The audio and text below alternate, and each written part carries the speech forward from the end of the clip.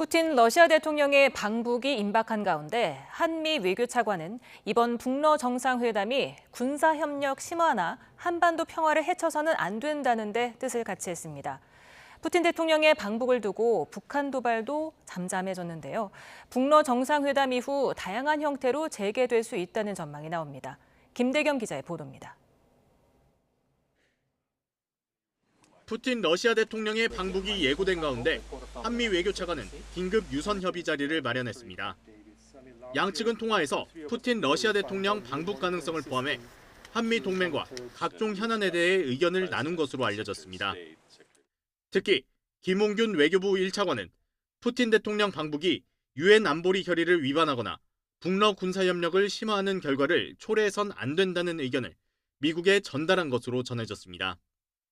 이에 캠벨 미 국무부 부장관 역시 한국 입장을 전폭적으로 지지한다며 이번 방북이 가져올 불안정 상황에 대해 공감하며 긴밀히 협력하자고 말했다고 외교부는 전했습니다.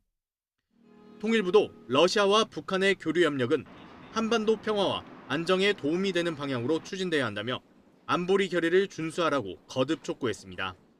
러시아와 북한 간 교류 협력은 관련 안보리 결의를 준수하는 가운데 한반도 평화와 안정에 도움이 되는 방향으로 추진되어야 함을 재차 강조합니다. 이런 가운데 북한은 이번 주 300여 개의 대남 모물풍선 살포를 끝으로 추가 도발을 중단했는데 푸틴 방북이 영향을 미쳤을 것으로 보입니다. 24년 만에 방북하는 푸틴 대통령과 김정은 위원장 간의 성공적인 정상회담의 선택과 집중을 하고 대남 도발적 행위는 당분간 뒤로 미룰 것으로 예상합니다. 하지만 푸틴 방북 이후 북한으로선 강화된 북러 군사협력을 과시하기 위해서라도 언제든 도발을 재개할 수 있다는 전망도 힘을 얻고 있습니다.